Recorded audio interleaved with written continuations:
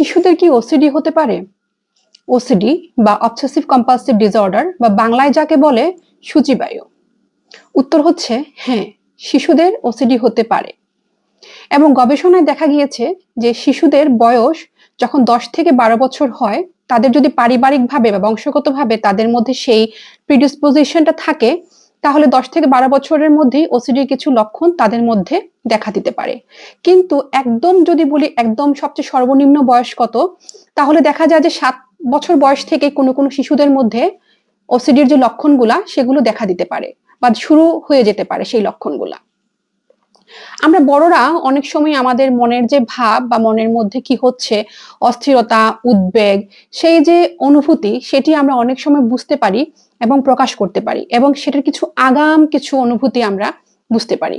কিন্তু অনেক সময় শিশুরা হয়তো যেহেতু তাদের কগনিশনটা খুব ভালোভাবে ডেভেলপ করে না বা তাদের যে বোঝার ক্ষমতা সেটি ডেভেলপ করে না, তারা অনেক সময় সেই যে অস্থিরতাটা বা যে ডিস্ট্রেস হয় সেটি তারা বুঝতে পারে না। অর্থাৎ ওসিডিতে বা অবসেসিভ কম্পালসিভ ডিসঅর্ডারে বা অবসেশন বা কম্পালশন যে সমস্যাগুলো হয়, অবসেশনটা প্রথমে একটা রোগী বা একজন যে ব্যক্তি সেটি প্রথমে বুঝতে পারে এবং সে বুঝে যে তার যে চিন্তাটা সেটি অমূলক, অযৌক্তিক এবং সেটির কোনো ভিত্তি নেই।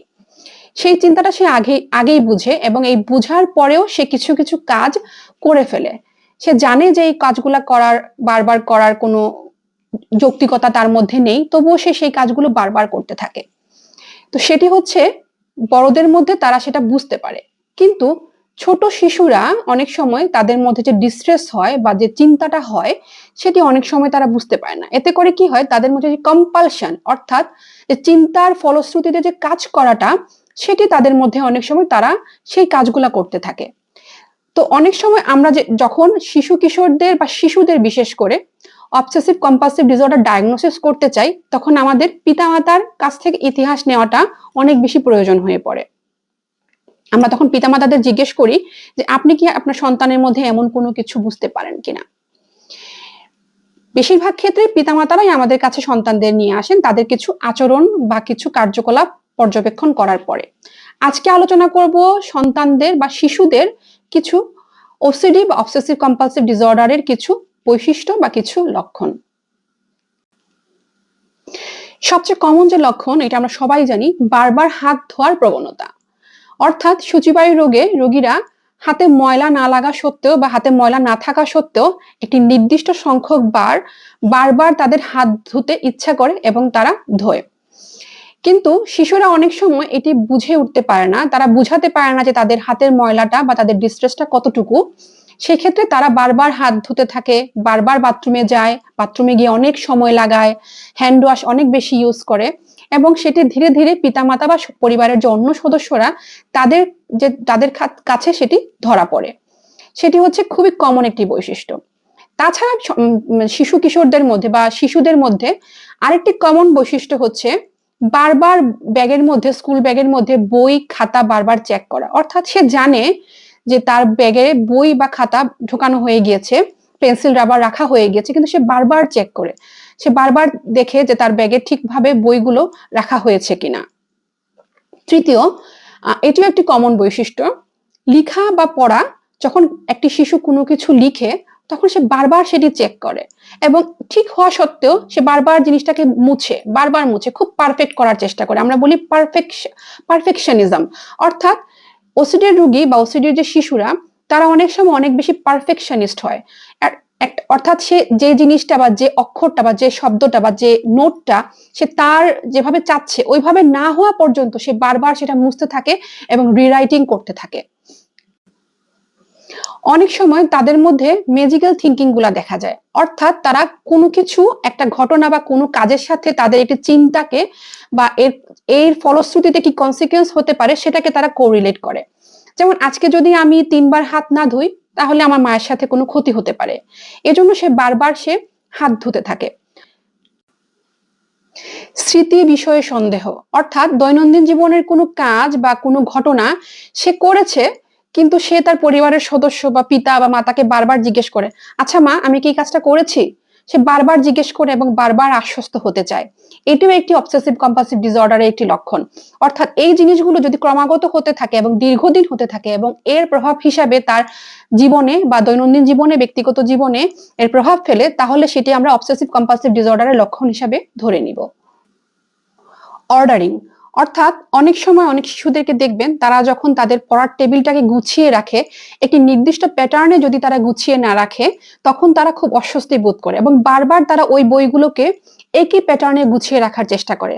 অথবা এই গুছিয়ে রাখার সাথে তারা একটা ম্যাজিক্যাল থিঙ্কিং কে কোরিলেট করে। যেমন সে হয়তো ভাবে যে আমি যদি আমার বইগুলোকে এভাবে সাজিয়ে না রাখি, তাহলে তো আমার পরীক্ষা ভালো হবে না, আমি কালকে আমার পরীক্ষায় খারাপ করব। এবং এতে করে সে বারবার বারবার বইগুলোকে একই প্যাটার্নে সাজিয়ে রাখে এবং সেটি নিশ্চিত না হওয়া পর্যন্ত এই কাজগুলোকে সে বারবার পুনরাবৃত্তি করতে থাকে। গণনা করার অভ্যাস, অর্থাৎ কোনো কোনো শিশু দেখা যাবে যে একটি প্যাটার্ন ফলো করে তারা গণনা করছে। যেমন সিঁড়ি বেয়ে উঠছে, সিঁড়ির ধাপগুলো গুনে গুনে উঠছে, অথবা কোনো একটি কাজ করছে সেটি গুনে গুনে করছে। যেমন হচ্ছে সে ভাত খাওয়ার আগে সে হাত ধুবে, সে 3 বার হাত ধুতে হবে, অথবা 6 বার হাত ধুতে হবে। এরকম করে সে গণনা বা একটা প্যাটার্নে সে সবসময় তার দৈনন্দিন কাজগুলাকে একটা গণনার প্যাটার্নে সে সবগুলা কাজকে করে। অনেক সময় শিশুরা তাদের পিতামাতার কাছে বায়না ধরে যে হচ্ছে আমাকে এই কাপড়টাই পরতে হবে, অথবা এই কালারটাই আমি আজকে স্কুলে পরে যাব, অথবা এই পেন্সিলের কালারটাই আমাকে স্কুলে নিয়ে যেতে হবে, বা তাদের যে চেয়ারে বসার যে নির্দিষ্ট জায়গা সেটিও তারা ঠিক করে রাখে।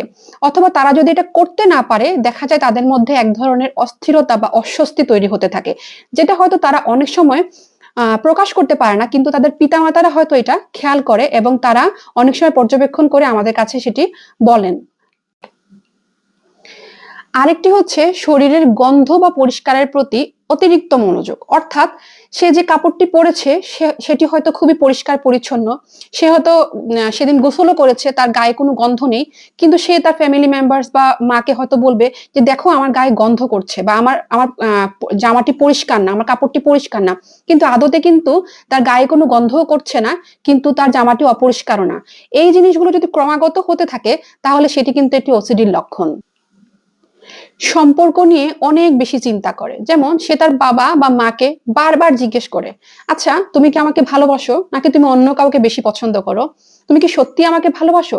এবং এই বিষয়ে সে আশ্বস্ত না হওয়া পর্যন্ত বারবার বারবার একই প্রশ্ন করতে থাকে, এবং সেটি যদি সে উত্তরটি আশানুরূপ না পায়, তার মধ্যে এক ধরনের অস্থিরতা বা অস্বস্তি কাজ করে। আজকে যে লক্ষণগুলো আমরা আলোচনা করলাম সেটি হচ্ছে অবসেসিভ কম্পালসিভ ডিসঅর্ডারের খুব কিছু কমন কিছু বৈশিষ্ট্য।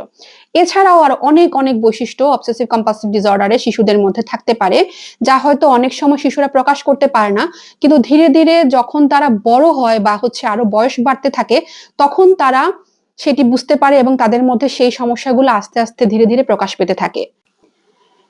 এবং এই লক্ষণগুলো যদি কোন শিশু এবং কিশোরের মধ্যে দেখা দেয়, কোনো পিতা মাতা বা পরিবারের সদস্যরা যদি এই জিনিসগুলো অবজার্ভ করেন, তাহলে আমরা বলি যে একজন শিশু কিশোর মনোরোগ বিশেষজ্ঞ কিংবা মনোরোগ বিশেষজ্ঞের পরামর্শ অনুযায়ী চিকিৎসা নেওয়া, অন্তত পক্ষে সেগুলো ডায়াগনোসিস করা, সেটার সিভিয়ারিটি কতটুকু, অর্থাৎ মাইল্ড, মডারেট নাকি সিভিয়ার, সেটি কিরকম চিকিৎসা লাগতে পারে, ওষুধ নাকি সাইকোথেরাপি, সেটি আসলে আগে নির্ধারণ করে নেওয়া উচিত। অথবা দেখা যায় যে যদি সঠিক সময়ে আপনার শিশু বা কিশোর যদি সেই চিকিৎসাটি না নেয়, সেটি আরো সিভিয়ার আকার ধারণ করতে পারে।